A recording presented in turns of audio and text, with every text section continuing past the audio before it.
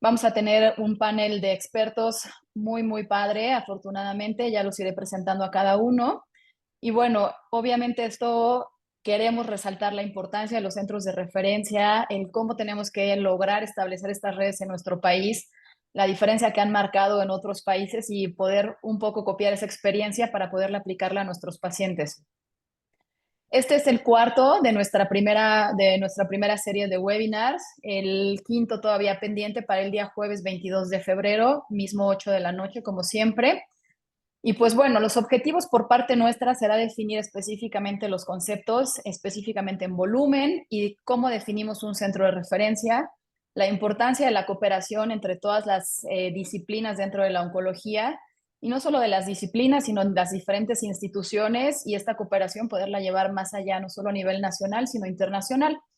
Además, el doctor Fiore nos va a hacer el favor de hablar sobre qué significa una resección compartamental, cuáles son los aspectos técnicos quirúrgicos sobre esta, para después hablar sobre el consentimiento informado, qué específicamente tenemos que mencionar en este tipo de pacientes y terminar en las complicaciones de las cirugías compartamentales. Por parte de ustedes, como siempre, les agradeceríamos mucho que sean lo más interactivos posibles. Saben que tenemos diferentes maneras en las cuales pueden comunicarse con nosotros, con nuestros ponentes, a través del botón de preguntas y respuestas. Tenemos el chat también, que puede ir dirigido de manera privada hacia alguno de los ponentes o de manera general. Las encuestas que iremos presentando, en donde les pedimos que traten de contestarlas, daremos un par de minutos en cada una para evaluar las respuestas y después complementar con los ponentes sobre ellas. Y por último, levantar la mano y poder pedir la palabra para que podamos usar todas las herramientas. Queremos una buena retroalimentación de parte de ustedes sobre lo que podemos mejorar también y que fomentemos la discusión multidisciplinaria. Y finalmente, recordarles que al final de esta serie vamos a tener nuevamente el cuestionario que enviamos al inicio para ver si sobre esto existen algunos cambios. Y antes de empezar, por último, recordarles nuestras redes en X o Twitter, @sarcoma, y nuestro correo por cualquier otra cosa que necesitaran. El registro para quienes requieren de las constancias de la Asociación Mexicana de Cirugía General, nuevamente lo proyectamos acá. Y el registro en el Grupo Mexicano de Sarcomas, que lo proyectaré también al final por quienes no hayan hecho todo este trámite antes, por favor. Y bueno, para empezar vamos a hablar de la importancia de los centros de referencia. La doctora Marlit Cruz Ramos, adscrita al Instituto Nacional de Cancerología, oncóloga médica graduada del Instituto Nacional de Nutrición, quien además tiene una extensa trayectoria académica y de investigación en nuestro país y quien ha estado activamente formando parte del grupo. Gracias, doctora. Al contrario, gracias a ustedes por la oportunidad de estar aquí y compartir. Eh, bueno, pues voy a ser breve porque tuvimos la oportunidad de que el doctor Martín Broto nos grabara un video para también compartirnos su experiencia en España, lo cual pues creo que va a complementar muy bien para ver cómo han trabajado ellos allá. Pero bueno, yo quise hacer como un recuento histórico y luego para que juntos lleguemos a la definición y después escuchemos a Martín. En 1996, el grupo escandinavo hace una de sus primeras publicaciones y nos comparte el beneficio del manejo multidisciplinario en sarcomas, y ese beneficio está tanto en recurrencia local como en recurrencia libre de enfermedad. Después, este mismo grupo en el 2001 vuelve a hacer una publicación en donde no solamente importa el manejo multidisciplinario, sino que también suceda en centros de referencia. Este estudio lo hacen en 1851 pacientes y aquí ellos nos muestran que el hacerlo multidisciplinario en centros de referencia nos permite que se puedan hacer imágenes de calidad preoperatorias, nos permite que pueda haber un margen amplio en las cirugías y por lo tanto pues también ayuda a el impacto en la recurrencia a nivel local. Posteriormente, el grupo canadiense nos dice que si hacemos esta intervención en centros de referencia dentro de los primeros 3 meses, también ayudamos a los pacientes a que se disminuya su riesgo de muerte y disminuimos hasta en 3 veces más el que se realicen amputaciones que quizá no son necesarias para los pacientes.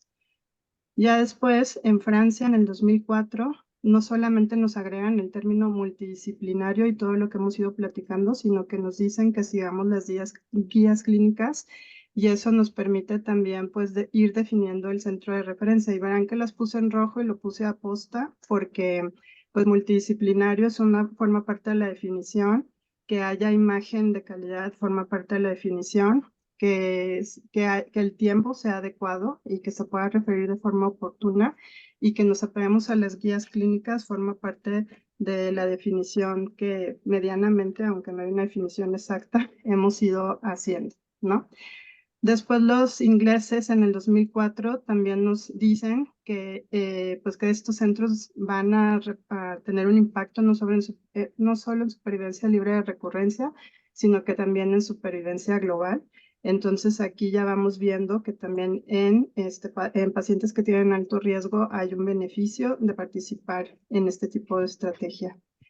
Y bueno, este grupo francés que ha sido extraordinario, se han logrado organizar muy bien, pues logran tener 12,000 pacientes y nos dicen que si tenemos una discusión multidisciplinaria en un tumor board, que nos apegamos a las guías clínicas, esto mejora nuestra práctica en el manejo de sarcomas, como realizar una biopsia adecuada antes de la cirugía, tener una imagen y una cirugía de calidad inicial y reducir las reoperaciones, y esto es estadísticamente significativo, y vuelven a decirnos ahora sí con mayor peso en números de pacientes que esto beneficia en la supervivencia libre de recurrencia local y en la supervivencia libre de recurrencia pues también a distancia.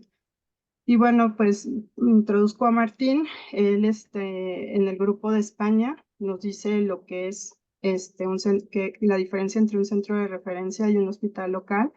Nos dicen que logramos hacer un impacto cuando realizamos una biopsia en un centro de referencia en supervivencia también libre de recurrencia. Nos lo dice también a nivel de supervivencia global. También nos dice que en estos centros podemos dar más quimioterapia antes de la cirugía, sobre todo en sarcomas de alto riesgo. Y también nos dice que tiene un impacto en mayor supervivencia para los pacientes estadio 4 contra hacerlo en un lugar que es un hospital general y no un centro de referencia.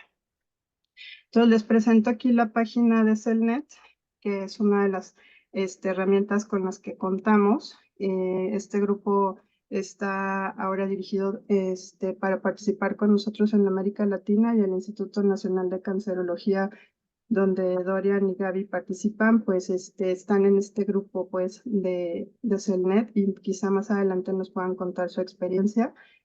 Y bueno, pues ellos definen un centro, nos dicen que no hay una definición única, pero bueno, que al menos debemos de tener este equipo multidisciplinario, que debemos de hacer o tener alguna capacitación en sarcomas, ver alto volumen, que ahorita Martín nos va a definir lo que es alto volumen en su charla, y que nos tenemos que aplicar a las guías clínicas y tener esta investigación clínica y translacional. Ellos ponen varias disciplinas quirúrgicas, oncológicas, radiológicas, de patología. Yo solamente agrego que también considero que la rehabilitación oncológica debe estar presente, que debe estar presente el soporte emocional para los que son adultos jóvenes y no jóvenes, otros temas como sexualidad y fertilidad, y como hemos platicado en otras sesiones, pues el soporte nutricional también debería formar parte de la estrategia. Y bueno, pues aquí teníamos unas preguntas que creo que nos las va a poner Catherine, para ver, pues con la idea un poco de ir viendo cómo en base a esto, si nos consideramos que trabajamos en un centro de referencia, ¿no? En dónde estaríamos, y más que nada, pues para ver si eventualmente, gracias al Grupo Mexicano de Oncología, pudiéramos ir haciendo como un directorio de a dónde podemos referir a los pacientes dependiendo del área geográfica donde viviéramos.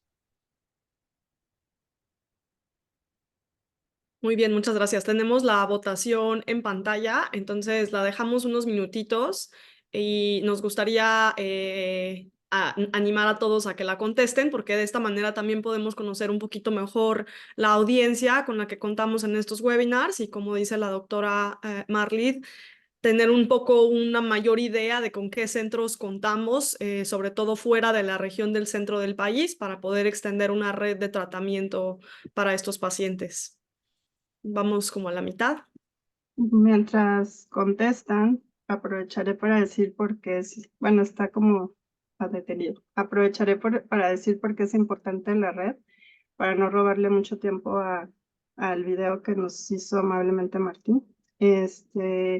Bueno, el grupo escandinavo se organiza desde 1979 para poder atender pacientes, pero como vieron, las publicaciones empiezan en los 90s.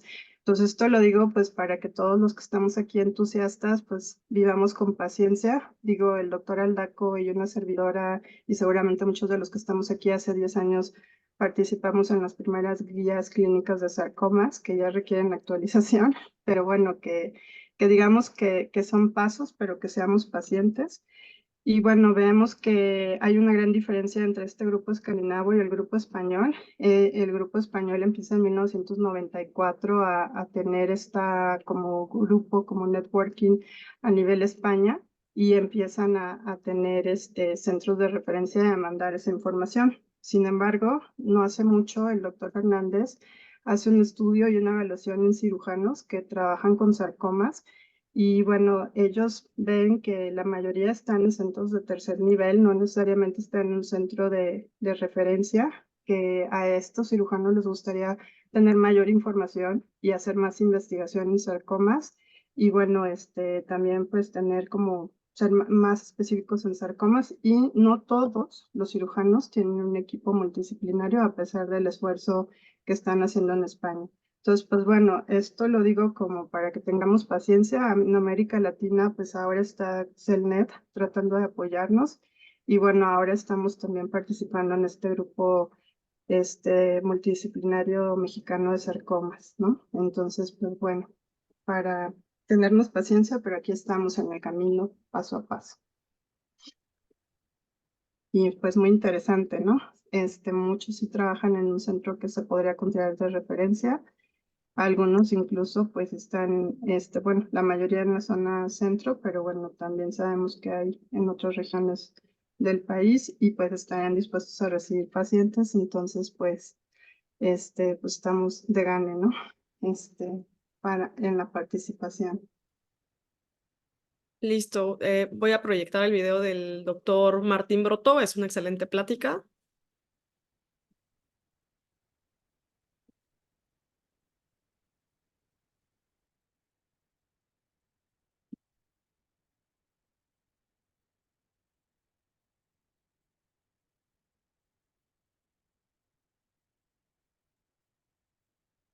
Hola, reciban un saludo muy cordial desde Madrid. Me han pedido que haga una reflexión acerca de cómo han funcionado los centros de referencia en España en sarcomas. Y bueno, voy a compartir con ustedes una breve reflexión acerca de esto. Este es mi disclosure. Claro, la primera pregunta es si son necesarios. Y creemos que sí, porque realmente los tumores raros en general tienen una peor expectativa de supervivencia, un 47% a los 5 años respecto al 65% en los tumores más frecuentes. Por lo tanto, eso es una realidad. Las cifras de expectativa de supervivencia en tumores raros son claramente inferiores a las de tumores frecuentes, y obviamente el conjunto de todos los sarcomas, estamos hablando de un 5.6 nuevos casos por 100.000 habitantes y año, entra dentro de la definición de tumores raros, que es la de 6 nuevos casos año por 100.000 habitantes. Esto sumando creo que son 83 subtipos en la última clasificación de la OMS de sarcomas. Ahora imaginémonos si estamos hablando de un subtipo específico, con lo cual estaríamos hablando también de tumores mucho más infrecuentes. A lo largo de todas las edades se ve que los tumores raros tienen menor expectativa de supervivencia respecto a los tumores más comunes, y las razones son varias, pero algunas de ellas están aquí reflejadas en este artículo. Hay un decalaje entre el primer síntoma y el diagnóstico más ancho, de mayor duración en los tumores raros. Esto tiene que ver a veces con la referencia a sitios expertos en sarcomas, y de hecho hay limitados accesos a veces a centros expertos en algunos sitios, o hay inadecuadas inversiones en programas de investigación en clínica o preclínica en sarcomas, y desde luego las compañías farmacéuticas no van a buscar el retorno de inversión en tumores raros, lo van a buscar más en tumores más frecuentes. Si tuviéramos que hacer una fotografía transversal en Europa, pues este es un ejemplo. En un trabajo hecho por compañeros de Italia y de Francia, vieron que las guías de práctica clínica ya definidas en Europa desde hace unas 2 décadas, pues no se cumplen hasta en la mitad de los pacientes. Y es que hasta en un 40% de casos, cuando se hace una segunda opinión a un patólogo experto en sarcomas, se cambia el diagnóstico o tiene cambios relevantes en el diagnóstico inicial. Y solo un 33% de los pacientes con sarcoma se manejan realmente de acuerdo con las guías de práctica clínica. Ya no hablamos de desviaciones mayores o menores, sino de acuerdo con. Y la mitad de pacientes reciben un inadecuado tratamiento quirúrgico.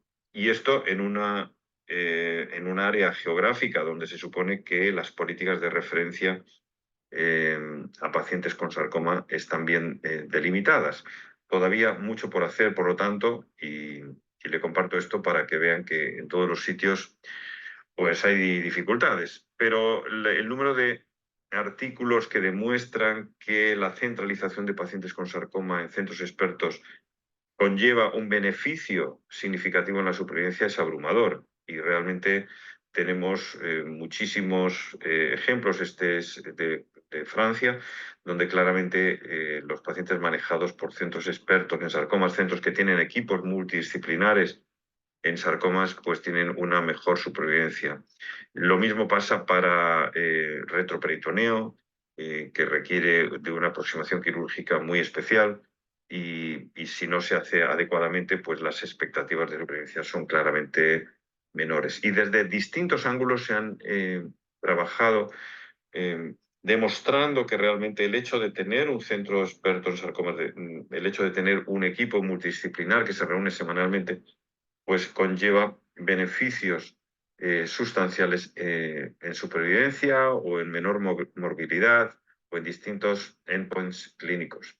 Incluso no solo es beneficioso para el paciente porque va a obtener mejores resultados de salud, sino también para las instituciones o para el gobierno, para el proveedor de salud, porque es coste efectivo.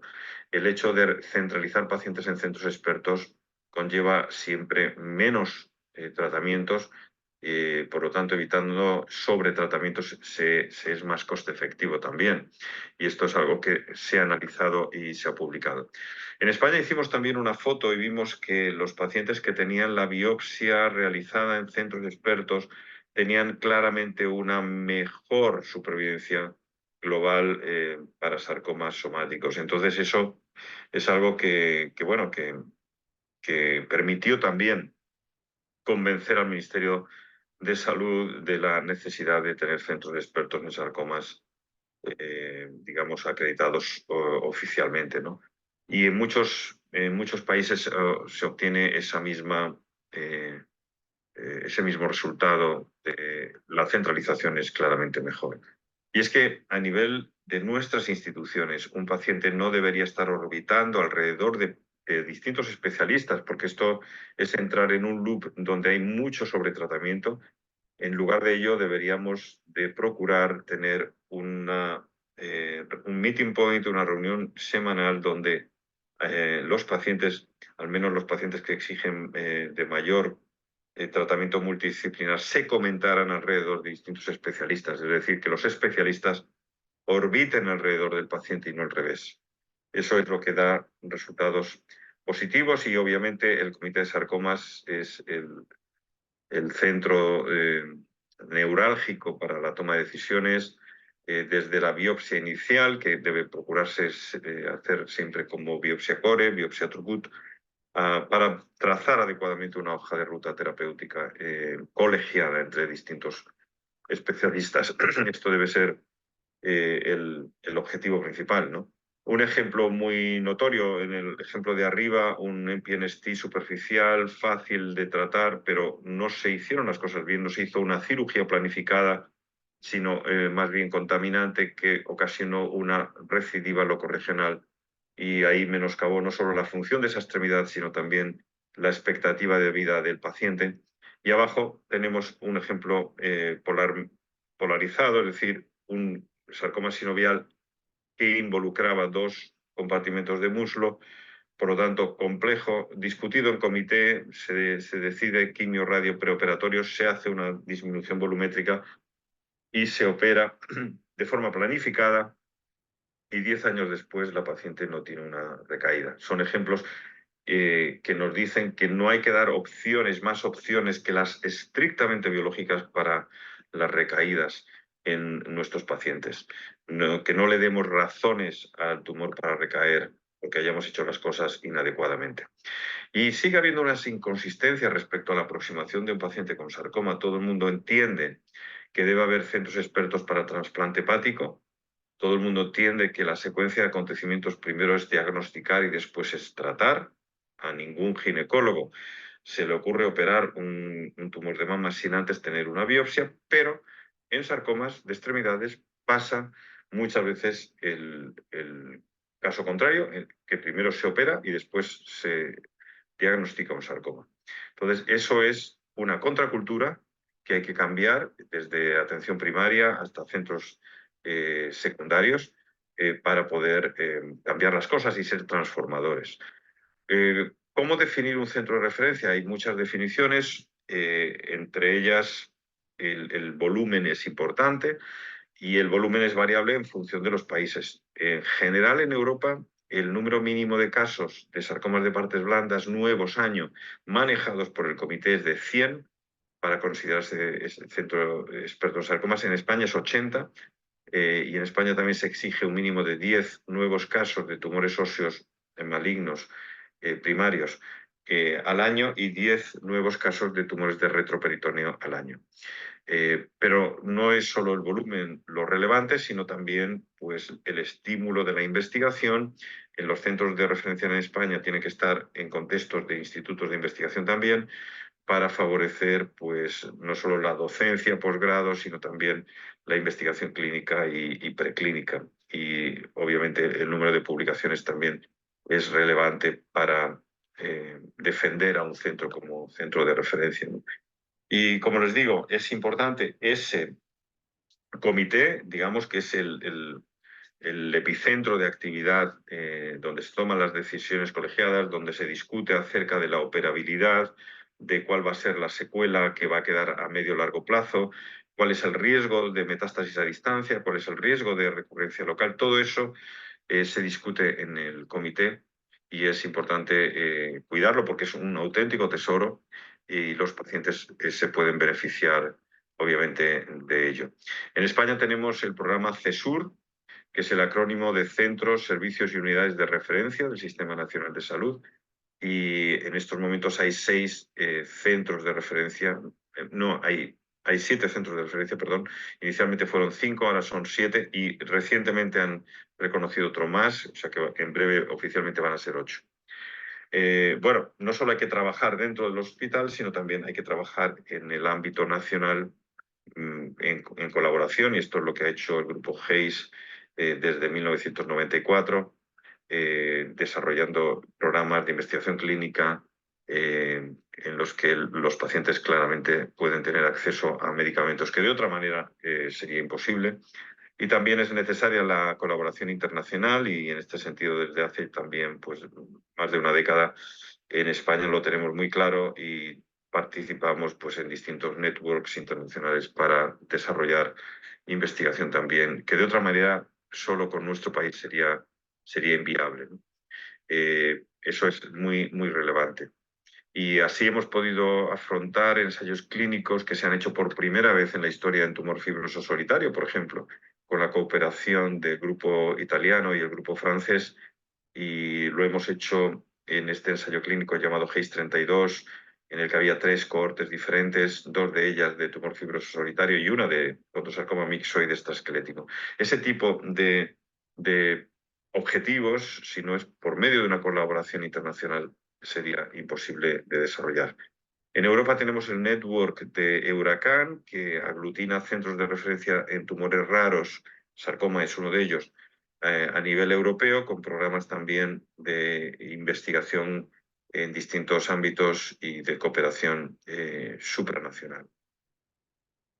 En conclusión, los modelos que defiendan la génesis de centros de referencia son modelos importantes, porque de esta forma se permite el referir pacientes a centros expertos dentro de nuestros países. Ese circuito de referencias debe ser, obviamente, acreditado a nivel nacional por el proveedor de salud, ya sea el gobierno, ya sean compañías privadas, donde es más difícil porque los compartimentos son más cerrados. Las guías de práctica clínica deben ser el marco que nos permite trabajar y que nos permite también evaluar cómo estamos haciendo las cosas, y para ello, pues, un registro mínimo de datos. En este sentido, pues, teniendo el registro SENET puede ser interesante para que en cada país se pueda ver cómo se está evolucionando y mejorando en temas de calidad. Y también reforzar la idea de la cooperación internacional en tumores raros, ya sea a nivel de patología, a nivel de investigación, a nivel de ensayos clínicos, etcétera, son necesarias en tumores raros. Muchas gracias por su atención y espero que les haya servido esta reflexión que comparto con ustedes. Un abrazo. Muchas gracias por doctora. el espacio. Muchas gracias por el espacio. Gracias. Por favor, si tienen alguna pregunta, la dejaremos al final, o si quieren ir poniéndola en el chat para poder avanzar en el programa. La siguiente ponencia la dará el doctor Marco Fiore, un cirujano oncólogo brillante, parte del Instituto de Tumori en Milán, parte del equipo de sarcomas que han logrado que toda esta comunidad internacional se haya formado también. Y bueno, creo que es una ponencia magistral específicamente sobre la cirugía compartimental, enfocado hacia la técnica quirúrgica. Catherine, si podemos poner por favor el video.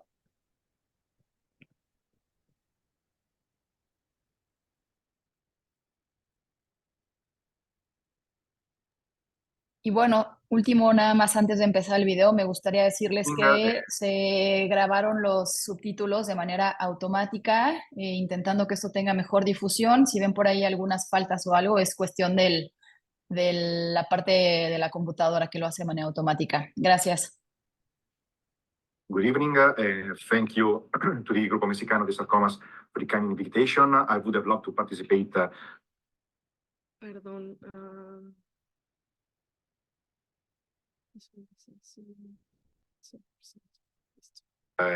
Live to the webinar tonight, but unfortunately the time difference is prohibitive for me.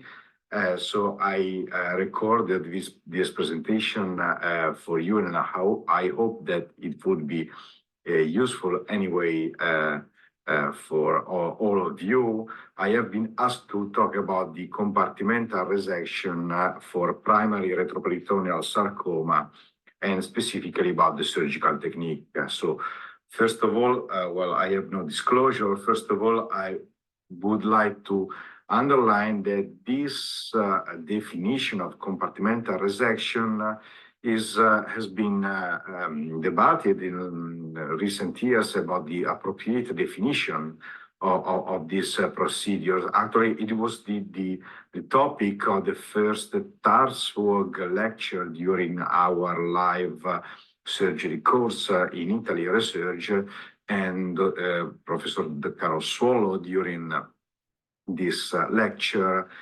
discuss about the origin of this definition that probably is motivated from the technique in extremity sarcoma, where compartmental resection is a very specific definition of the resection of the whole anatomic compartment in order to have very wide and safe margins. But this is quite difficult to apply in the retroperitoneum, but the concept behind this is that we do not limit anymore the resection to the single tumor mass removal, but we enlarge the resection to the adjacent organs as appropriate in order to have better control and better surgical margins. Over the years, this technique was defined with different terminologies. In the beginning, Sylvie Bonvalot defined this as compartmentalization, but in the Italian series, we start to define this aggressive frontline surgery. Otherwise, it was systematic resection of the organ or frontline extended surgery. Some people call it en bloc resection or multivisceral resection. So probably these different terminologies all applies to the same kind of concept that I already described, the concept of trying to improve the quality of microscopic margins. But I would say that today we are moving towards a new definition that probably is more appropriate, the definition of comprehensive retroperitoneal resection. In fact, not in all kind of sarcoma we perform the compartmental resection as intended in the beginning as the resection of all the surrounding organs. You can see that in this review of Schmitz and Nessim is nicely pictured that there is not only one compartment in the retroperitoneum, but there are different organ spaces. And also not for all the sarcomas, the same pattern of resection is proposed for the well-differentiated and then dedifferentiated liposarcoma.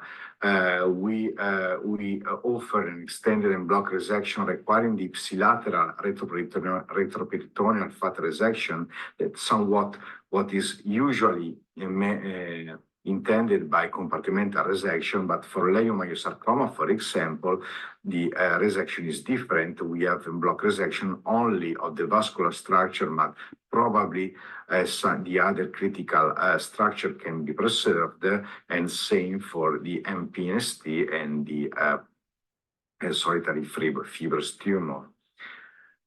So anyway, for the classic compartmental resection, the multivisceral resection, we try to have a systematic description of the stages of the procedure in order to have a clear approach and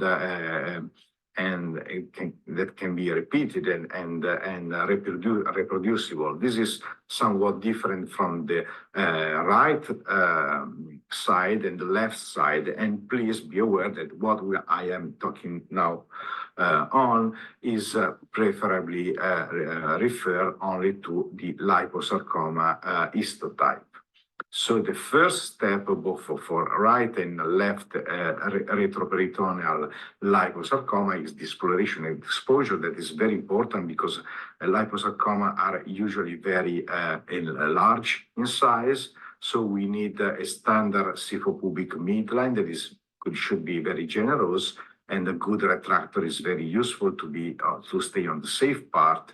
But consider that the extension of the midline incision to the with lateral subcostal of inguinal split is sometimes needed in order to have a safer control of the great vessels. For example, the IVC or the aorta, if you have very bulky masses, you can enlarge laterally. Otherwise, the subcostal split is very useful if you have to control the retropathic inferior vena cava, or the inguinal split is useful if you foresee that iliac vessel resection, bypass, or anyway a special control of this vessel will be needed.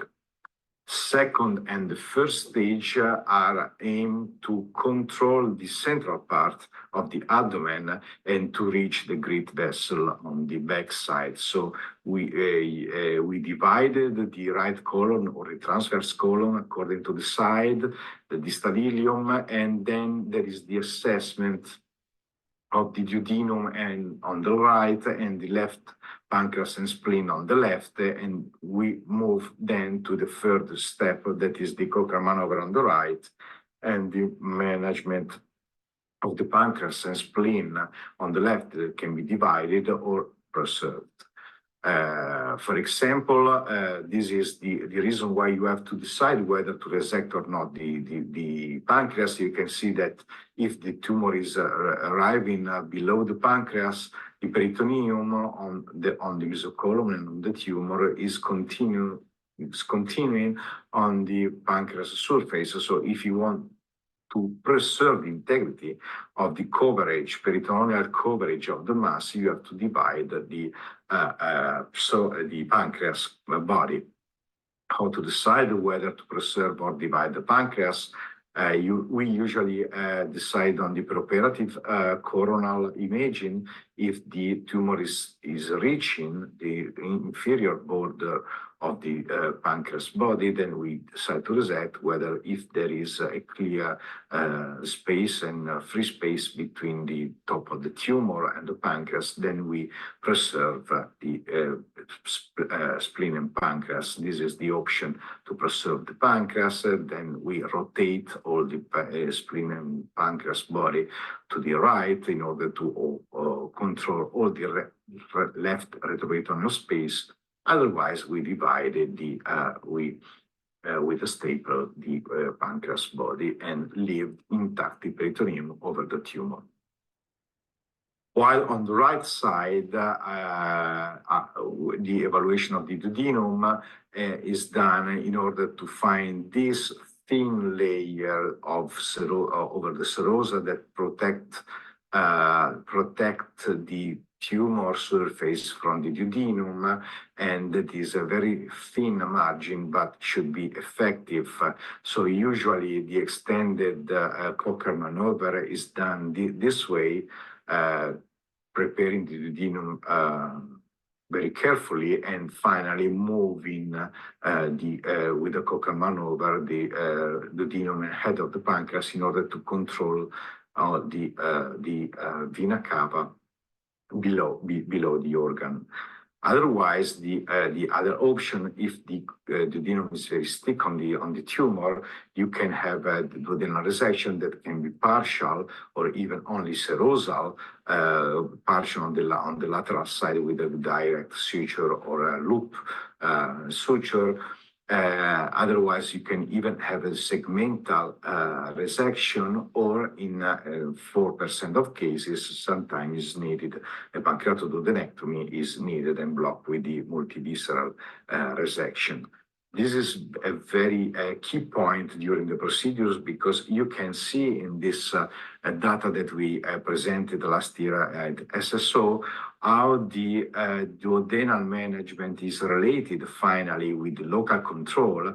In case of duodenal resection, we have a very higher rate, significantly higher rate of local recurrence at 5 years respect to the duodenal dissection that has only 20% of cases of local recurrence. But even if we distinguish in cases where the duodenal dissection was easy or tough, we can find a difference in terms of local control. So probably the margin of the duodenum is a critical one very often, but we have to consider that we cannot offer the duodenal resection or pancreatic duodenectomy, whichever the situation and for whichever patients, for the morbidity expected, obviously.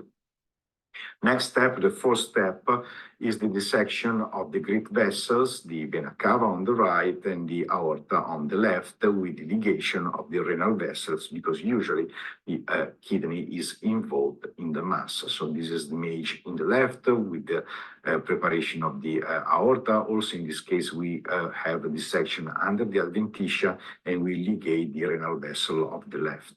And this is the image on the right side where the vena cava is prepared once again under the adventitia, and the renal vessels are ligated. Usually we staple the renal vessels to be very safe on the vascular control. Stage 5, we move on the lateral part of the tumor and we perform a peritonectomy, lateral peritonectomy, in order to assess the retroperitoneal space. The peritonectomy is done in order to keep on the specimen all the adipose tissue of the retroperitoneal space, en bloc with the mass. So we assess the posterior part of the tumor, and when we are in the left part, we also divide the psoas, and the preparation of the vessel is finished on the iliac vessel. So this is a picture of the peritonectomy, how it is conducted, and then the preparation of the iliac vessels, and obviously at the inguinal level, lateral to the iliac vessels, there is the psoas muscle that is supposed to be the posterior safe margins for big liposarcoma. So the psoas is isolated lateral to the iliac vessels. You have to be careful to find out the femoral nerve and preserve the femoral nerve. Anytime the femoral nerve is below the lateral margin of the psoas, and the psoas can be also stapled in order to keep the fiber together, that can facilitate the resection of the block resection of the muscle that is not open all over the tumor. So the final stage is the liberation of the mass from the vertebral bodies along the spine. So we reserve the psoas at the origin on the spine, and on the top of the lesion we have to prepare the costodiaphragmatic fold. Sometimes you have to resect the diaphragmatic fold. This is often a very safe tip when you have very big masses. If you open on purpose the diaphragm, you can put a hand in the thorax, pull down the diaphragm. This facilitates the resection. And finally, the specimen is removed. So this is an image how the psoas divided in the inguinal part is separated from the vertebral bodies. This is the vertebral body below the vena cava, and you have to follow the lateral part of the bodies and separate from the psoas. How to manage with the femoral nerve? The femoral nerve is behind the psoas, and if you divide the psoas in 4 parts, you know that on the bottom part the femoral nerve will be lateral to the psoas, while as you move cranially, the femoral nerve is going medial until he reaches the root, the L2, L4 roots on the spine. And this is an image of the costodiaphragmatic fold that is liberated, and all the retroperitoneum that is cleared by the tumor, by the organs, and by the retroperitoneal fat. So this is a very complete clearance of the retroperitoneal space. That's the final results of what we call the compartmental resection for a liposarcoma. And this is an image of the specimen for a left tumor or a right side tumor. So which is the rationale for this? Obviously, there is a demonstration now that the resected organs are infiltrated, are microscopically infiltrated, even if macroscopically you can image that they are very free from the tumor, but only in 8% of resected organs we found no infiltration at all. There are different degrees of microscopic infiltration. Grade 1 means that is in the perivisceral fat. Grade 2, only initial infiltration of the parenchyma of the organ, while grade 3 is advanced infiltration, microscopic infiltration of the organs. And you can see that for the clinically relevant grade 2 and grade 3, you have also significantly higher incidence of local recurrence. That means that it's a proxy of the biological aggressiveness of the tumor. This is independent from the type of liposarcoma. We found clinically relevant infiltration in well-differentiated and dedifferentiated liposarcoma. It is independent mostly from the type of organ. So obviously the kidney, the adrenals, the psoas muscle, the colon, rectum, and the pancreas evenly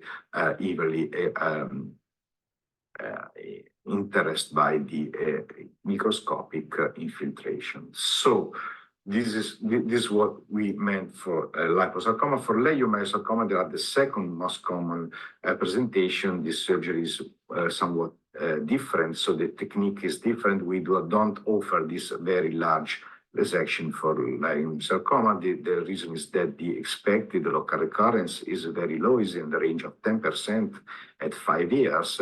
And also, if you see the series in the registry of the TARSWOG collaboration, you find that the median number of organs resected for leiomyosarcoma in referral centers is 2, with a range from 1 to 3. And please consider that in this definition, inferior vena cava or iliac vessel are counted as one organ. So it means that usually you resect the vessel in block with the leiomyosarcoma, or usually the kidney with a vessel. Because leiomyosarcoma in the abdomen are very frequently from vascular origin, this is typical leiomyosarcoma of the inferior vena cava below the renal veins that have been resected and blocked with the vena cava.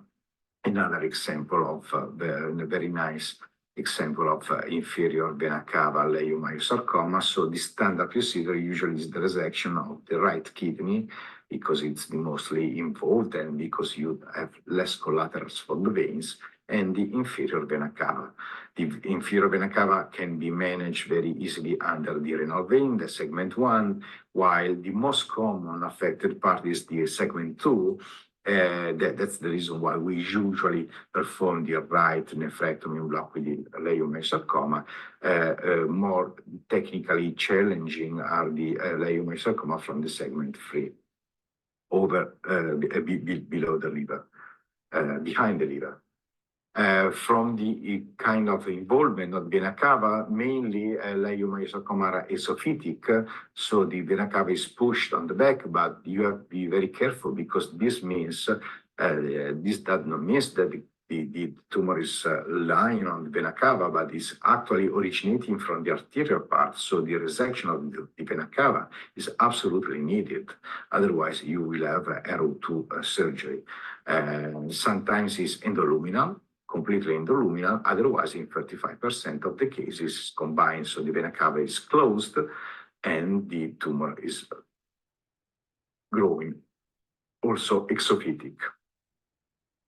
So the technical resection is the key point is the preparation and liberation of all the vena cava with ligation of all the collaterals, the lumbar veins.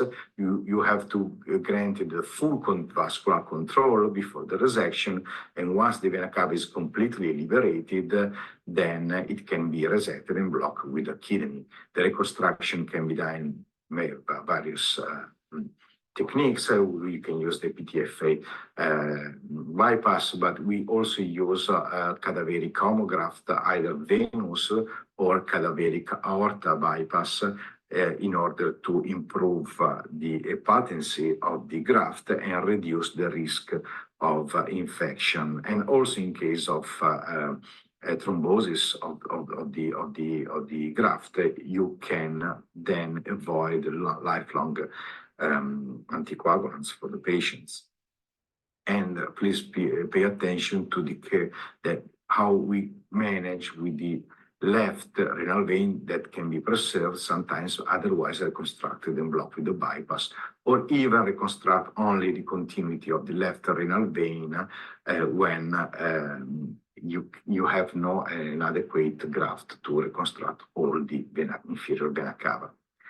There are some other leiomyosarcoma not originating from the inferior vena cava, for example, from the renal vein or from the splenic vein. You can see here the leiomyosarcoma from the gonadic vein extending into the vena cava, or even from the mesenteric vein. In this case, obviously, it's very challenging and considered inoperable. This is a nice case of gonadal vein leiomyosarcoma. or another case of very extended disease originating from the portal vein. Obviously, the technique is much different from the compartmental resection. In this case, you have here a celiaco-mesenteric leiomyosarcoma that has been managed with resection of the SMV and resection of the pancreas and spleen. Even this is not a compartmental surgery, this is a comprehensive surgery because we do not limit the resection to the single nodule. You try to have free margin on the organ origin. So I hope that this is clear, which is the general strategy in order to manage this tumor.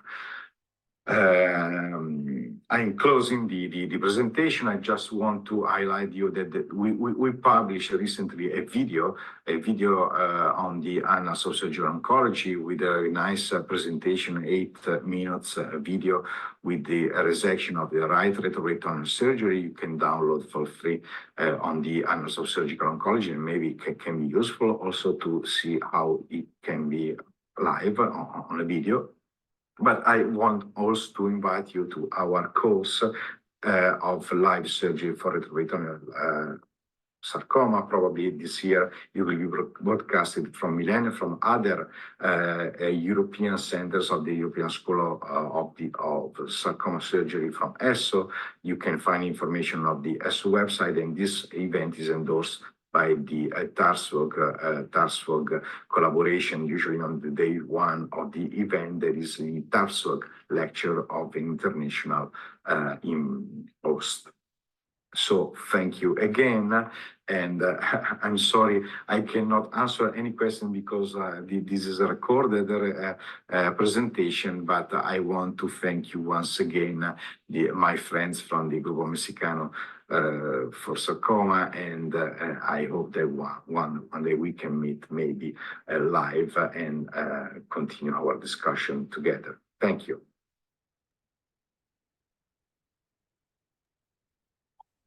Gracias. Y ahora, para continuar con el programa, la doctora Ana Paulina Meléndez Fernández nos hablará sobre el consentimiento informado adecuado para resecciones de sarcomas retroperitoneales.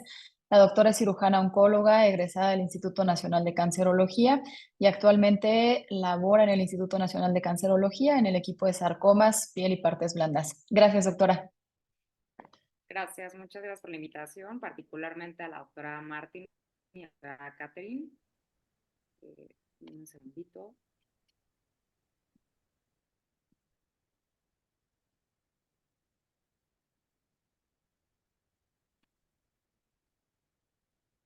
Listo. Bueno, buenas noches. Como ya comentó la doctora Martín, pues sí, hablaré un poco del consentimiento informado justamente en la cirugía de sarcoma retroperitoneal. Esta es una breve agenda que vamos a tocar el día de hoy.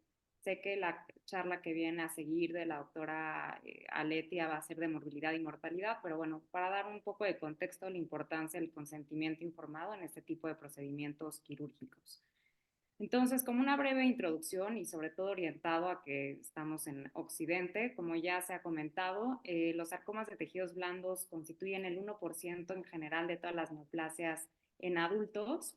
De acuerdo a la base de datos del National Cancer Institute del CERD Database del 2023, la incidencia en general de los sarcomas de tejidos blandos fue el 0.7 de todas las neoplasias en Estados Unidos, con una mortalidad de aproximadamente el 0.8%.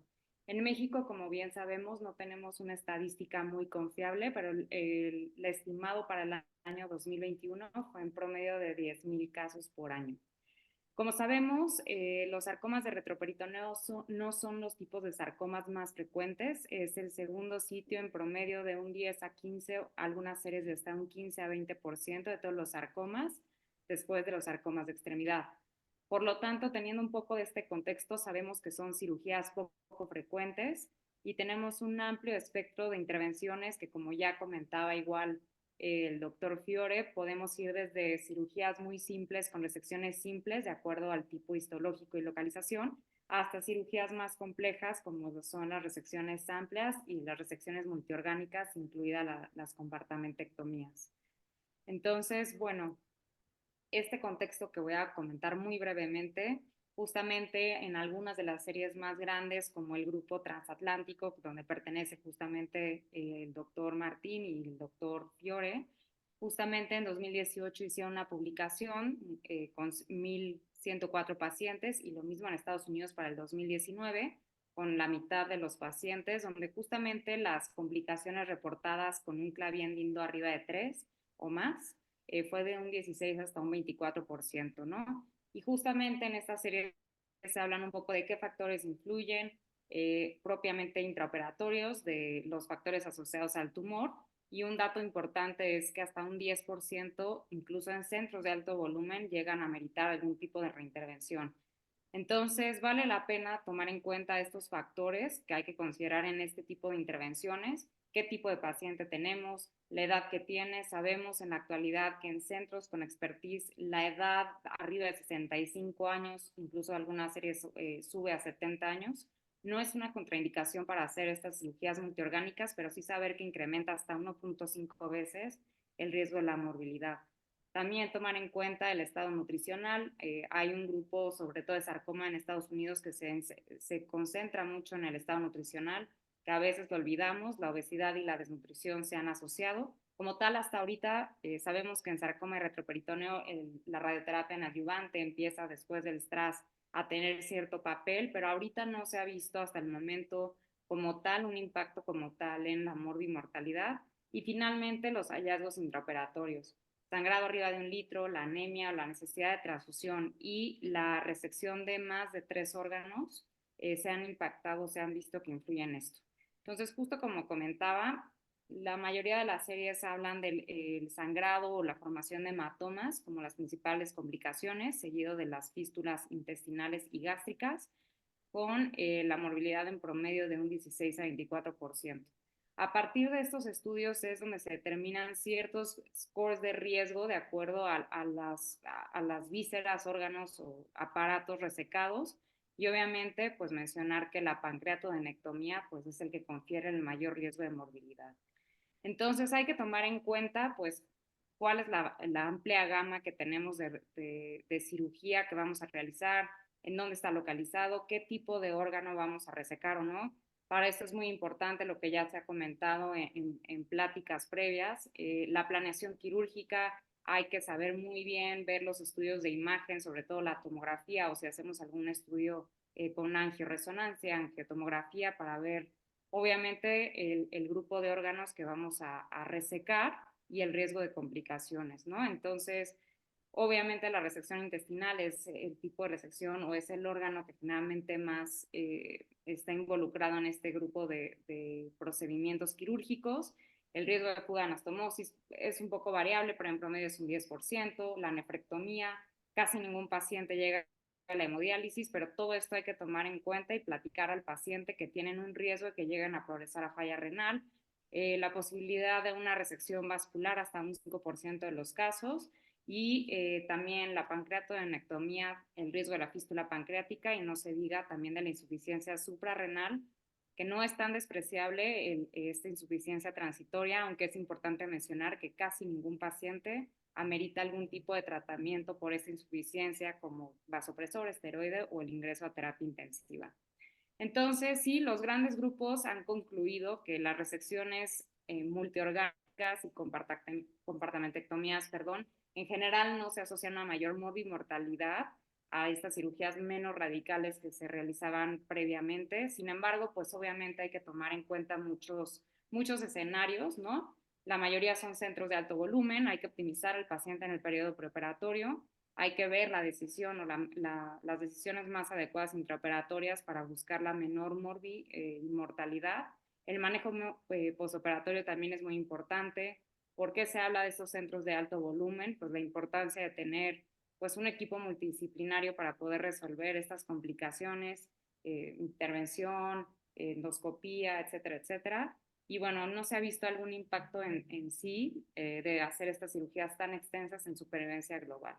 Y bueno, un poco de la mortalidad, como ya dijimos, antes la mortalidad de estos procedimientos sí podían ser de un 30-40%, En la actualidad igual ha bajado hasta un 1.8 en promedio en el primer mes, hasta un 4%, con diferentes causas que ahorita no me voy a enfocar.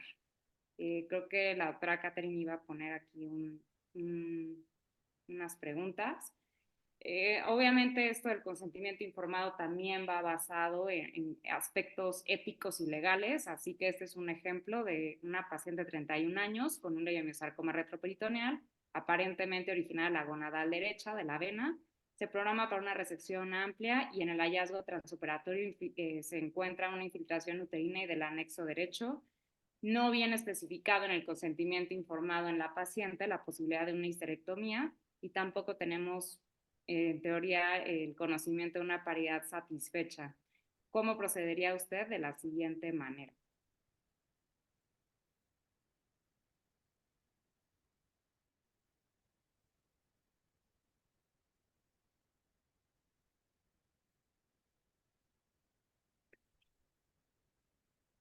Muchas gracias, doctora Meléndez. Tenemos más o menos un tercio de participantes y nada más para resaltar las opciones mientras terminamos de votar.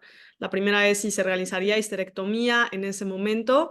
La segunda, si se realizaría resección simple, preservando el útero con tumor residual macroscópico.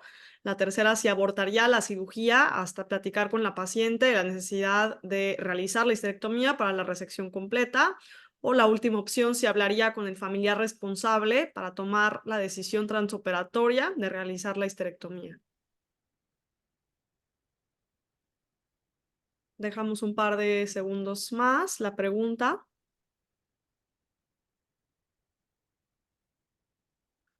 Y finalizamos la votación y les comparto los resultados.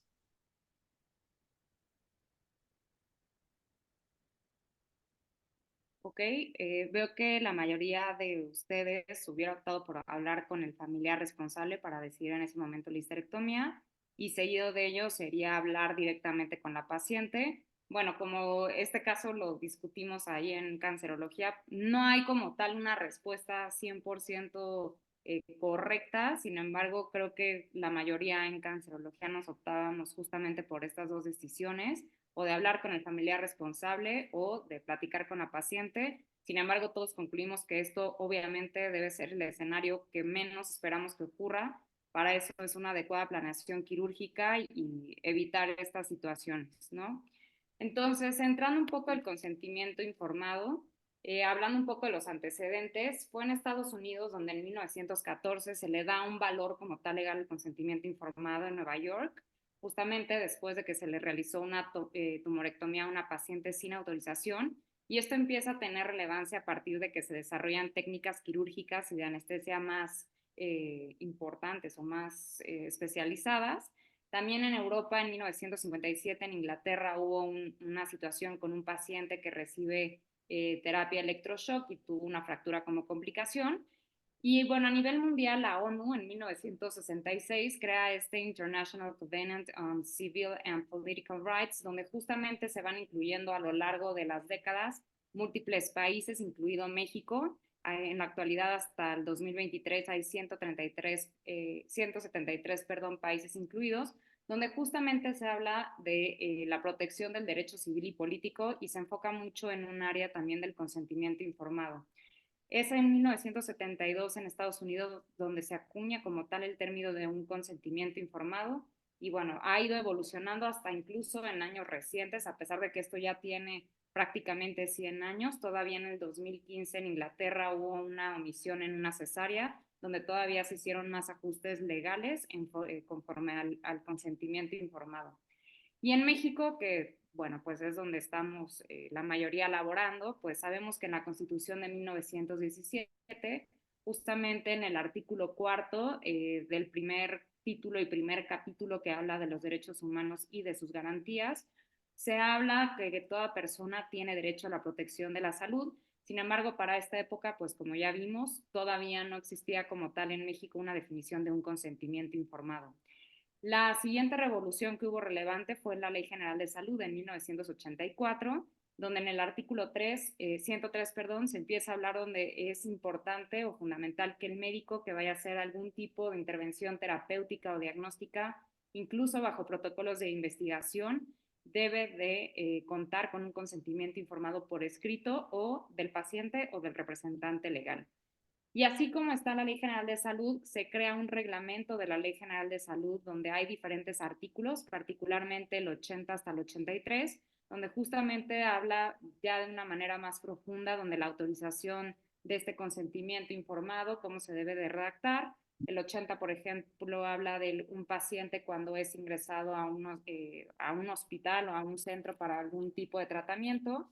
El 81 habla sobre qué hacer cuando el paciente está en algún incapacitado que no va a poder hacer la firma como tal, del tutor y del representante legal como el familiar responsable. El artículo 82 nos habla del contenido del documento, que ahorita hablaré un poquito más.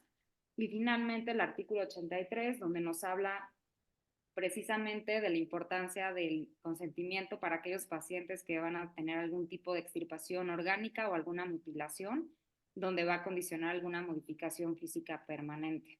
También la NOM en 1994, particularmente la NOM 004, que sabemos que habla sobre el expediente clínico, también tiene un apartado donde habla muy puntual sobre las cartas del consentimiento informado, qué se refieren, en qué condiciones o contextos se deben de pedir, para cualquier fin diagnóstico, terapéutico, paliativo o de investigación. Y la CONAMED, que es la Comisión Nacional del Arbitraje Médico, creada en 1996, pues también tiene un apartado muy grande del consentimiento informado sobre esta buena relación para llevar médico-paciente y sobre todo en qué se enfoca este tipo de documento, ¿no? Muy importante, que habla sobre la autonomía individual como un valor social, la protección del paciente, el evitar fraude y coacción, fomentar el autocuidado por parte de nosotros como profesionales de salud, promover decisiones racionales y obviamente como un instrumento jurídico y ético para proteger el derecho a la salud. Esos son el contenido que debe tener en general un consentimiento informado. Obviamente hay modificaciones conforme al tipo de procedimiento que se va a realizar. Hay que poner en qué consiste este consentimiento, para qué se va a realizar, qué beneficios buscamos, qué riesgos tiene y efectos secundarios del procedimiento que vamos a hacer, el efecto de no llevar a cabo alguna intervención, el motivo que nos lleva a elegir a lo mejor una u otra opción de tratamiento, las consecuencias y obviamente el nombre y la firma del médico tratante, así como del paciente o el tutor legal. Y ya traspolado todo este resumen que hemos realizado, pues cómo lo podemos llevar un poco a la cirugía de sarcoma retroperitoneal, pues obviamente va enfocado a las complicaciones y sobre todo las secuelas a largo plazo. Es importante platicar a los pacientes del alto riesgo de que puedan quedar con un estoma de manera provisional o incluso definitiva, la posibilidad de presentar una fuga o una fístula gastrointestinal, la hemorragia o trombosis también, la falla renal, hepática, suprarrenal. Obviamente entra aquí el riesgo de una sepsis abdominal, un hemoneumotórax y la posibilidad de ameritar algún tipo de reintervención y finalmente pues el riesgo de muerte, ¿no? Entonces ya para concluir, pues sabemos que la cirugía del sarcoma retroperitoneal sí tiene una morbilidad aún en centros de alto volumen, trans y posoperatorios de hasta un 24%. Es muy importante la evaluación preoperatoria y multidisciplinaria para la planeación quirúrgica y definir la extensión de la cirugía. Como ya vimos, el consentimiento informado también es esencial en la cirugía para asegurar a los pacientes que entiendan bien el tipo de procedimiento y las secuelas potenciales. Obviamente hablamos de la autonomía del paciente para respetarla y que tome una decisión informada sobre su atención médica. También obviamente para los médicos, pues la salvaguarda legal para nosotros y pues es parte de la práctica médica ética en la cirugía de sarcoma. Muchas gracias por su atención y estamos a la orden. Gracias. Muchas gracias, doctora, por su presentación. Y continuando en el programa, ahora la doctora Aletia Álvarez Cano nos va a hablar sobre las complicaciones postoperatorias en la cirugía compartimental, así como el manejo y la prehabilitación para disminuir el riesgo de ellas. La doctora Aletia es cirujana oncóloga, también egresada del Instituto Nacional de Cancerología y actualmente labora en el Hospital Cristos Muguerza en Monterrey. Muchísimas gracias, doctora, por la presentación. Hola a todos, muchas gracias Carla, gracias Catherine por su invitación y gracias a todos por estar conectados a esta hora. Pues bueno, la primera diapo va a ser nuestra primera pregunta y es para abrir más o menos el contexto. Ya Paulina me robó la respuesta, pero espero, seguramente ya la van a tener por aquí. Entonces la primera pregunta es, ¿cuál es la mortalidad postoperatoria que ustedes considerarían como adecuada o apropiada pensando en cirugía de sarcomas retroperitoneales? Ya vimos un excelente video del doctor Fiore, entonces nos podemos dar una muy buena idea. Todos los que nos dedicamos a esto, me encantaría ver sus opiniones. Las demás preguntas, por favor, no las lean. Repito, vienen. Entonces, la intención de esta primera pregunta es sobre todo darnos una idea de qué noción tenemos, ¿no? La iniciativa obviamente del Grupo Mexicano de Sarcomas, que está enfocada a una enfermedad muy poco frecuente y un procedimiento sumamente raro, puede a veces toparnos con creencias o expectativas diferentes a las reales. Entonces, aquí me interesa esta opinión que tengan ustedes. Y voy a seguir avanzando la respuesta. Ahorita que tengamos las respuestas del panel, me avisan, por favor.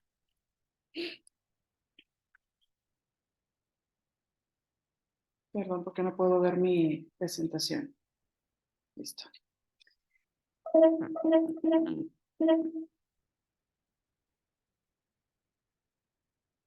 Perfecto, entonces digo, la mayoría en efecto están correctos, es menor al 3%. Vamos a trabajar en este 30% de la audiencia que considera que es mucho mayor, ¿no? Y no puedo mover la presentación.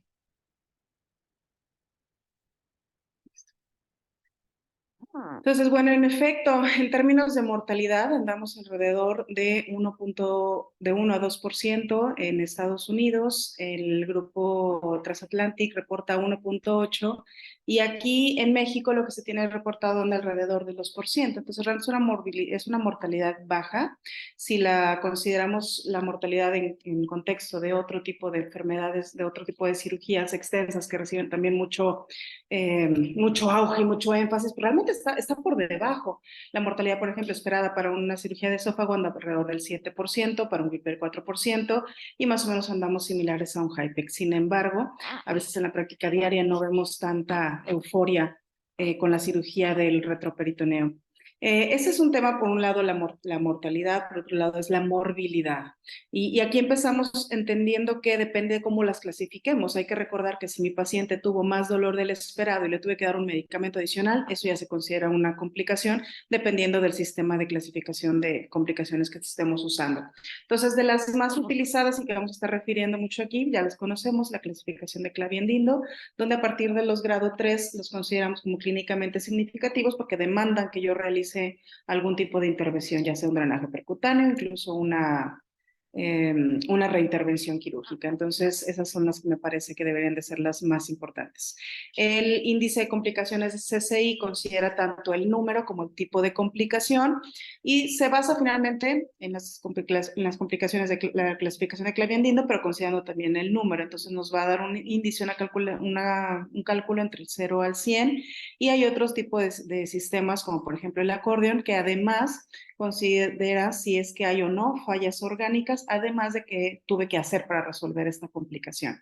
Entonces, más o menos, considerando toda la morbilidad, andamos alrededor de un 21% en lo reportado aquí en México. Sin embargo, la gran mayoría de estas complicaciones serán complicaciones grado 1. Más o menos muy similar, el Transatlantic reporta alrededor del 30% en la publicación del 2017, pero solamente un 16% de estas son grado 3 o más. Por su parte, China, muy similar, 17%, y una revisión sistemática nos reporta también 22% de complicaciones entre grado 2 y grado 3.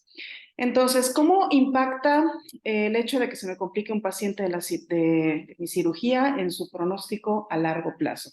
Esto está más claro en otras enfermedades. Por ejemplo, estos datos que les estoy poniendo son del cáncer colorectal, en los que se sabe que la supervivencia a 5 años en efecto se ve disminuida en términos tanto de recurrencia como de supervivencia global cuando los pacientes desarrollan complicaciones quirúrgicas. Este artículo considera considera igual a partir de clavijdindo 3 o más. Sin embargo, esta información no está tan clara en sarcomas retroperitoneales. Por ejemplo, en este artículo, básicamente vemos que si bien la supervivencia es menor en aquellos pacientes que tienen complicaciones graves, y este artículo los divide con el índice CCI, dependiendo de la escala que tienen. Por ejemplo, un CCI de 20 implica al menos una complicación clavijdindo 2, y así dependiendo del número y gravedad de complicaciones, este índice va aumentando. Entonces, en efecto, la mortalidad a un año es mayor, entre mi grado de complicación sea más alto. Sin duda, esto puede ser derivado propiamente de la complicación o inclusive un efecto de una muerte más a largo plazo, desnutrición asociada y lo demás. Sin embargo, al menos en este artículo, no se encuentra asociación con recurrencia local o recurrencia a distancia. Y, sin embargo, la mayoría de las complicaciones que siguen presentando en cirugía de sarcomas retroperitoneales son complicaciones menores. Y si bien hay una relación con la mortalidad a un año, esta mortalidad no es cáncer específica. Entonces, ¿cuáles son las complicaciones más frecuentes o más catastróficas, ¿no?, que podemos observar? Básicamente cualquier cosa que se puede complicar en una cirugía de retroperitoneo. Podemos tener desde las complicaciones propias a las anastomosis intestinales, fugas de anastomosis, infecciones de sitio quirúrgico, superficial profundo, ileotrombosis venosa, sangrado, deterioro funcional, esto es uno bastante importante, pérdida de movilidad o limitación de la movilidad de extremidades inferiores, dolor crónico, disfunción sexual urinaria, retraso de vaciamiento gástrico, fístulas linfáticas, y básicamente cualquier cosa puede presentarse. No voy a trabajar absolutamente todas ellas, pero sí de las más importantes y las que comúnmente escuchamos que impactan en escoger o no un tipo de cirugía, pero básicamente cualquier cosa se nos puede complicar en una cirugía de esas.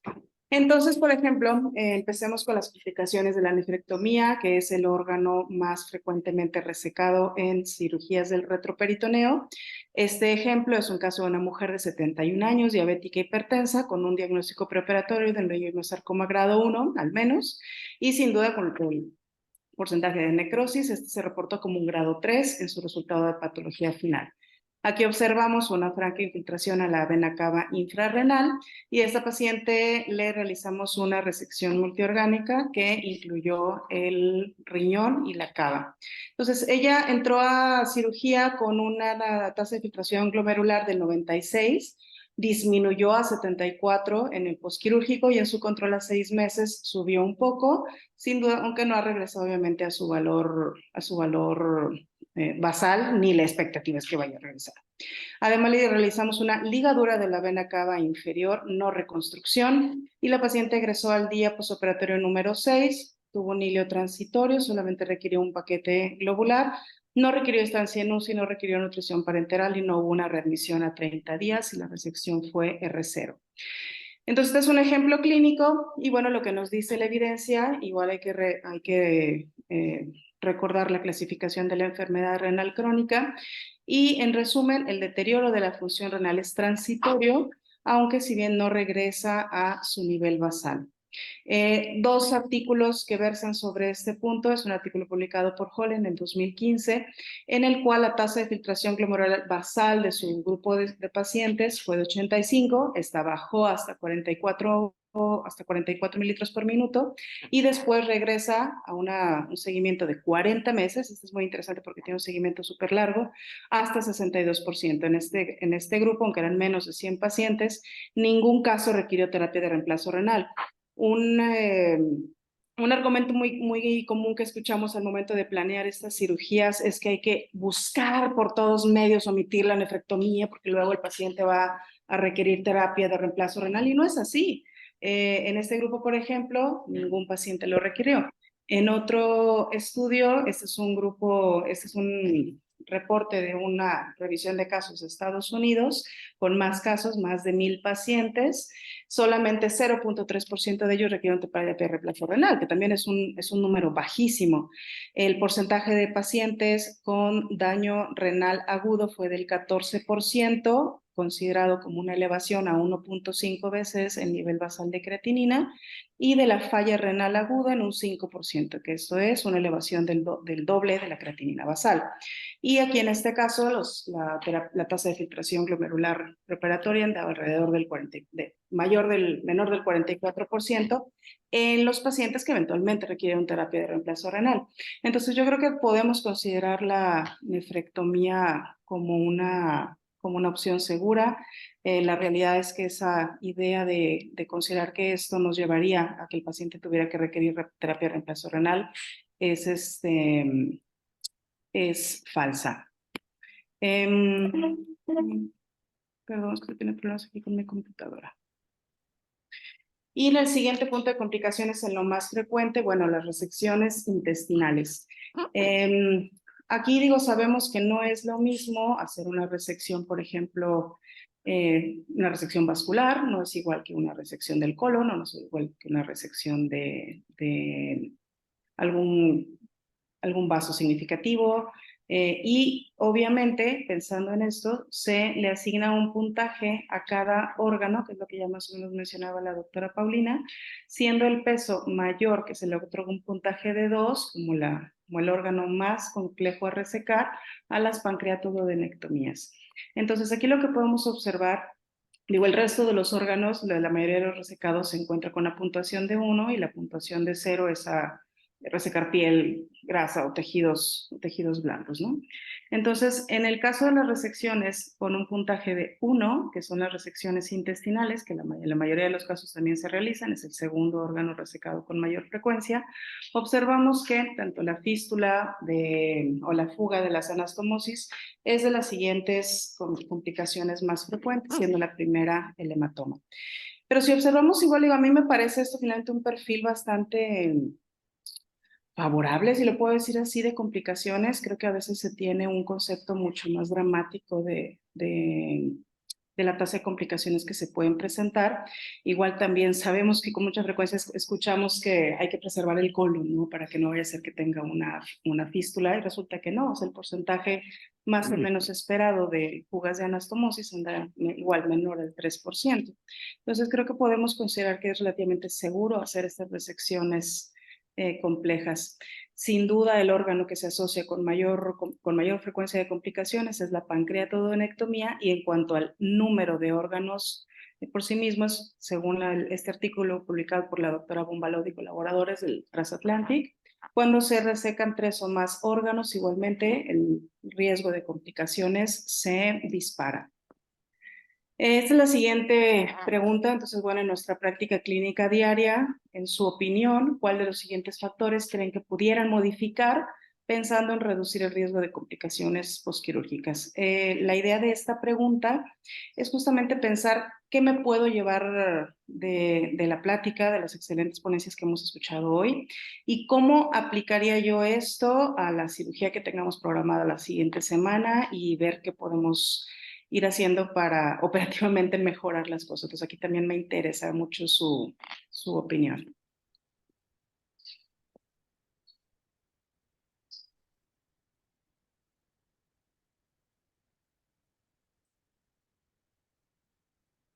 No sé cómo vayamos con las respuestas, Catherine.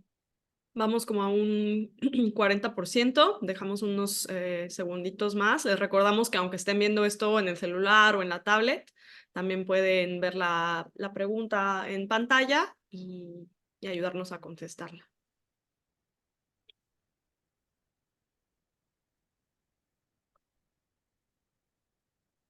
Listo, llegamos a la mitad de los participantes. Me encantaron estas respuestas, están geniales. Sin duda, la disponibilidad de especialidades de apoyo que puedan asistir también a la cirugía es súper importante, y justo el tema que voy a tocar al final, que es el tema nutricional. Muy bien. Y la siguiente es también una pregunta, porque vamos a tocar la parte de resecciones vasculares. ¿Y ustedes cuál consideran que sería el rango esperado de complicaciones en caso de resecciones vasculares mayores? El tema de las resecciones vasculares mayores es también considerado con mucha frecuencia como criterio de irresecabilidad. Seguramente todos hemos compartido casos o experiencias donde de forma a veces unilateral los equipos no quirúrgicos consideran a un paciente como irresecable por tema de invasión a grandes vasos, y sí existen estrategias de resección. Entonces me encantará aquí escuchar su opinión en este tema, leer su opinión y escucharlos también. Creo que mientras esperamos a que la audiencia responda, vale mucho la pena resaltar un punto que mencionó el doctor Aldaco, que es que estas tasas de morbilidad y de mortalidad también dependen mucho del centro en el que se realice, de, por ejemplo, la experiencia que se cuente ya sea del cirujano o del equipo de cirugía vascular, si se tiene disponible, y que pues sería muy valioso que tuviéramos estadísticas fidedignas multiinstitucionales en México, ya que normalmente son algunos centros aislados con los que contamos con estadísticas, y la realidad de los pacientes en México, que es que un gran porcentaje se trata fuera de centros de referencia, este porcentaje de mortalidad probablemente sea distinto. Y compartimos los Sí, resultados. sin duda, y además digo, el comentario que hace el doctor Aldaco en el chat es muy cierto, ¿no? Digo, la tasa de mortalidad sí es en centros de alto volumen.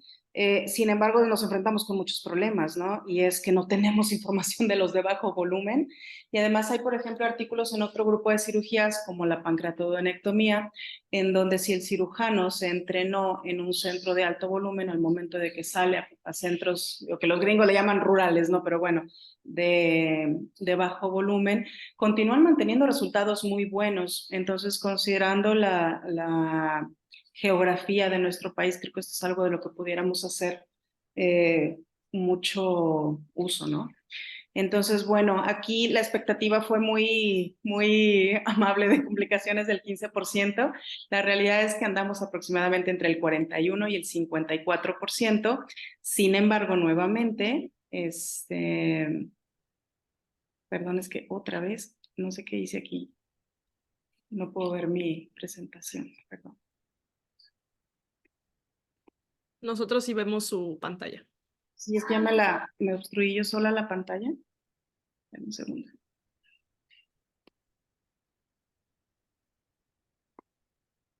Bueno, ya no vi, pero ahí está. Entonces, hablando de resecciones vasculares, de acuerdo a evidencia publicada en el 2021, más o menos los pacientes que requieren una resección vascular mayor tienen alrededor de un 54% de complicaciones perioperatorias.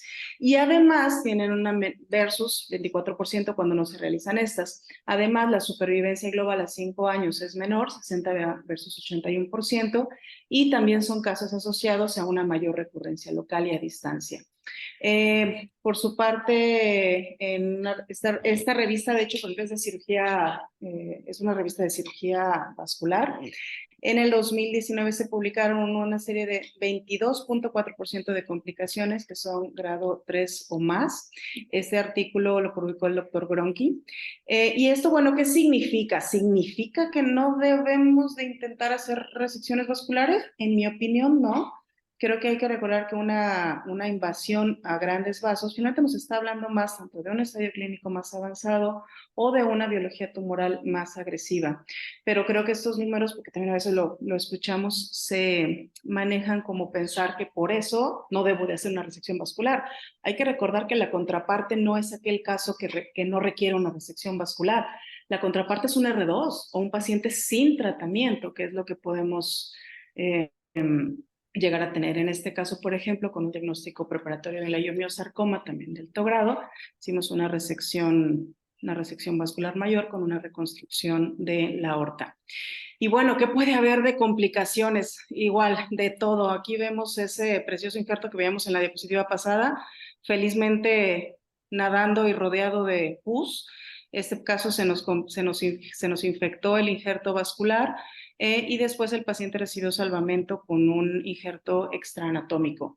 Entonces, siguen existiendo, si bien son procedimientos sumamente complejos, sin duda lo que mencionaron ahorita de tener un buen equipo de trabajo y no solamente otras especialidades, creo yo, sino quién es nuestro ayudante o a quién estamos ayudando, ¿no? El hecho de que seamos, creo que más de un cirujano oncólogo como titular en un caso es sumamente útil, máxime creo, en efecto, cuando salimos de un centro de alto volumen. Entonces, bueno, la patencia a los 5 años más o menos puede variar. Por ejemplo, en caso de reconstrucciones arteriales, esta llega a ser 96% a los primeros 5 años, pero las resecciones, por ejemplo, venosas, puede bajar su porcentaje de patencia alrededor del 76%. Hay que recordar además también que varía el comportamiento clínico a mediano plazo de las resecciones arteriales y las venosas.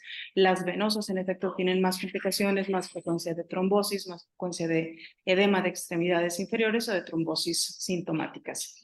Es por eso que en algunos casos se recomienda hacer una ligadura de la vena cava inferior, sobre todo la infrarrenal, dependiendo de la anatomía del paciente, dependiendo del análisis de qué tantas colaterales existen.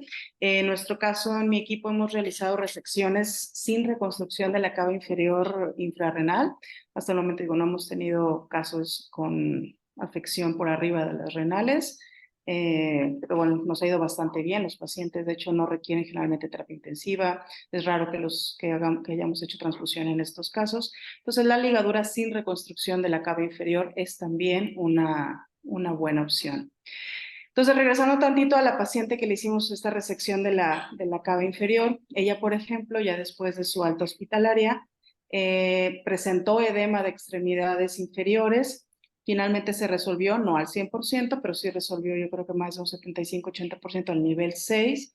Desarrolló también una trombosis venosa sintomática de la extremidad inferior derecha, a pesar de estar recibiendo profilaxis.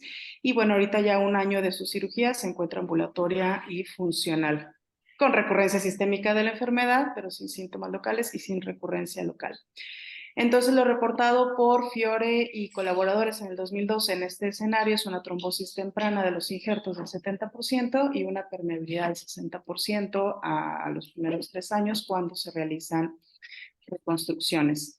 También entonces debemos de considerar la presencia de fenómenos de trombosis venosa profunda o embolismo pulmonar. Pueden presentarse con o sin resecciones vasculares mayores y hay que recordar el uso de la tromboprofilaxis y de motivar la deambulación temprana.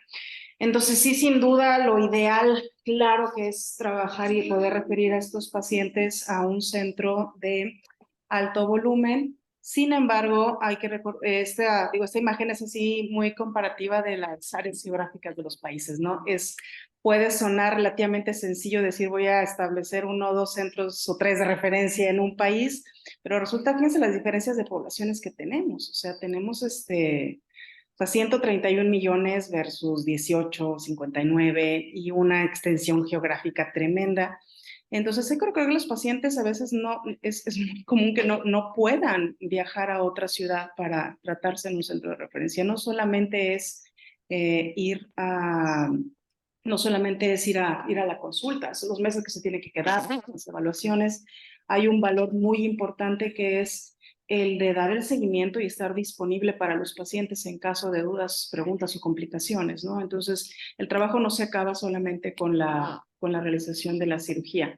Entonces, ¿qué cosas sí podemos hacer? Existe este concepto muy interesante, el textbook outcome, que nos dice todo el ideal que quisiéramos con nuestros pacientes, ¿no? Y son todos estos requisitos, fíjense, una resección R0 R1, que el paciente no haya sido transfundido, no haya sido reoperado, complicaciones grado 2 o menos, una estancia dentro del percentil 50 y que no haya reingresado o muerto, se haya muerto en 90 días.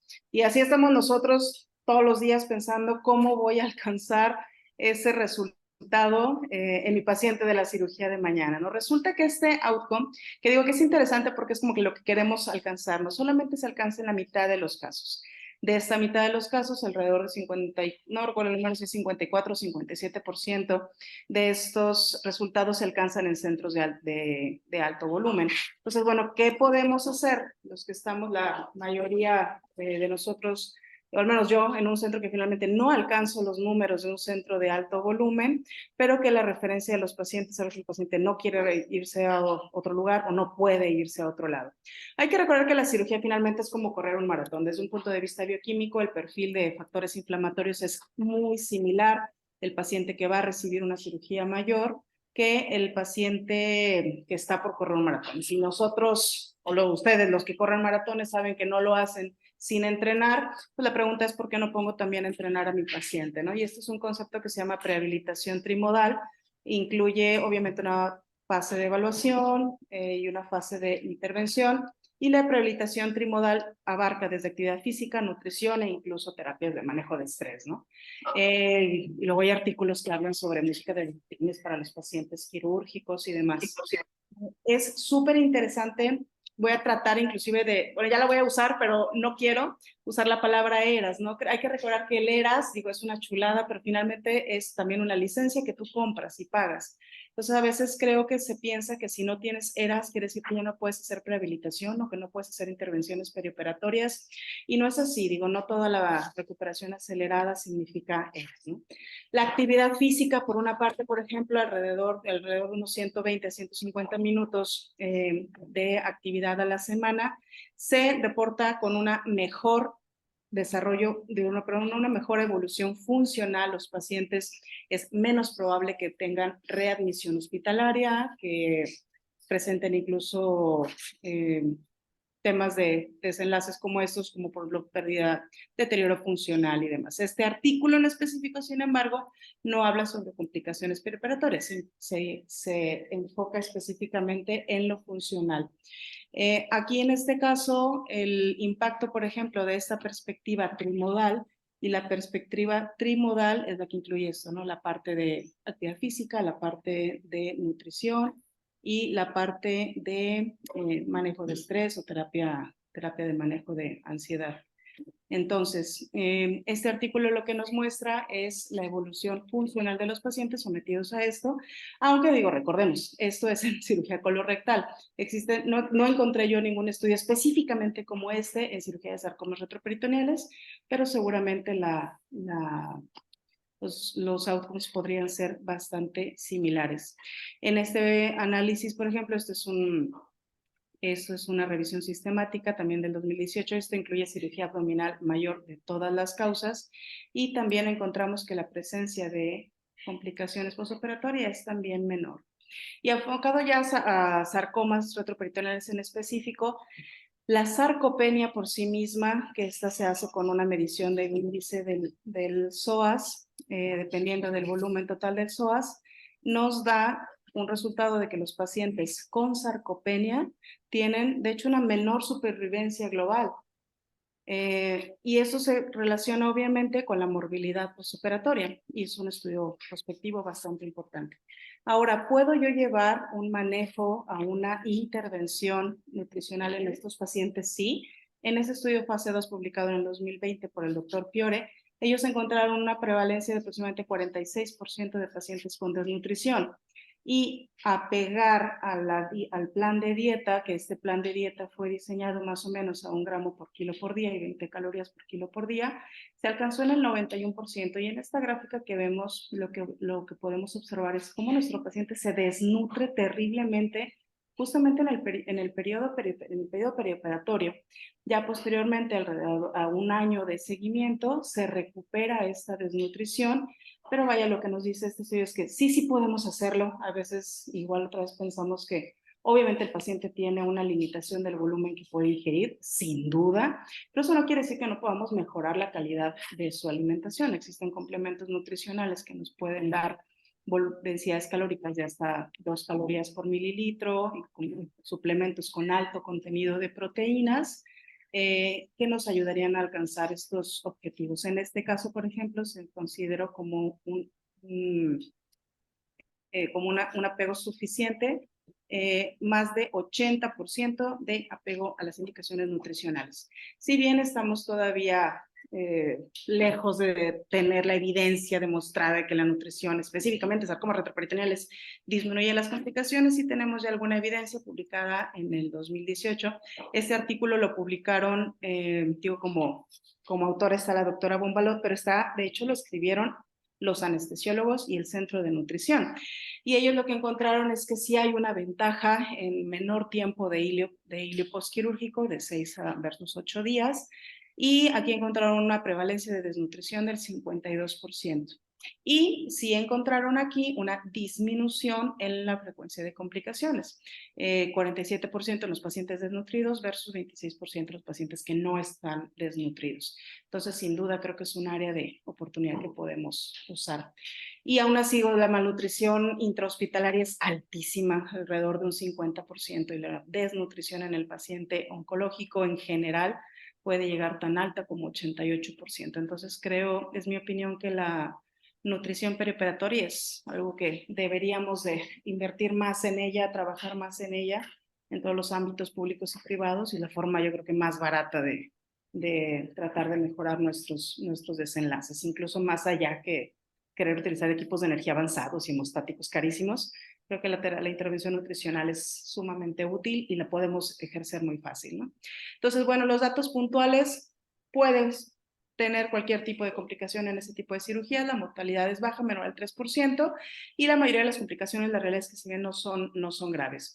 Hay que pugnar por usar la nutrición perioperatoria. Un rango adecuado podemos andar pensando alrededor de 1.5 gramos por kilo de proteína, suplementarlo con inmunonutrición, e incluso los diferimientos quirúrgicos en las instituciones públicas podrían dar una ventana de oportunidad para hacer estas intervenciones. Y bueno, hay que tener un anestesiólogo que crea en la carga preparatoria de carbohidratos también. Y por mi parte eso es todo. Muchas gracias. Muchas gracias a todos nuestros ponentes. Creo que ha sido muy enriquecedor y nos ha aportado mucha información a todos sobre la relevancia de esta colaboración, del poder realmente en nuestro país buscar una manera de tener estos centros de referencia y empezar, si no al menos, por estas discusiones multidisciplinarias para que podamos eventualmente tener una mejor infraestructura de salud y que esto vaya en pro del resultado de los pacientes. Gracias a todos. Les recuerdo una vez más, estamos en el tiempo, que por favor nos puedan responder la encuesta que está ahorita en pantalla para terminar de tener toda la información sobre estos 5 webinars. Y mientras la contestan, recordarles que tenemos el link para quienes no se han dado de alta en el Grupo Mexicano de Sarcomas para que puedan recibir toda esta información, para que puedan formar parte no solo de estos webinars, sino de esta discusión de casos clínicos, para que entre todos podamos aportar a ellos y que este grupo vaya creciendo como una de las tantas iniciativas que pueden formar parte de esta colaboración y de la creación de estas discusiones y estos centros de referencia. Les recuerdo también que nos pueden seguir en Twitter, en X, y que tenemos un correo electrónico para cualquier pregunta que tengan, la retroalimentación sobre este programa. Y la fecha para el próximo webinar será el jueves 22 de febrero a las 8 de la noche, en donde hablaremos sobre los sarcomas irresecables, metastásicos y recurrentes. Muchas gracias.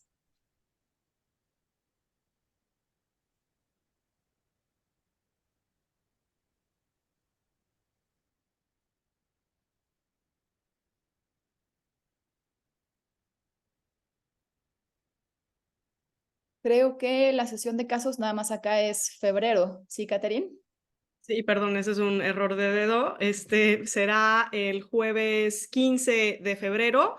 Para poder enviarnos los casos, pueden mandarnos un correo al grupo que es sarcoma.mx@gmail.com con los datos del caso. Recordar que pueden ser prospectivos o retrospectivos. No hay casos pequeños ni casos simples. Aceptamos cualquier tipo de casos y la discusión es muy enriquecedora para todos los asistentes, no solamente en cuanto al manejo del paciente, sino también a conocer los distintos patrones de tratamiento en las diferentes instituciones del país.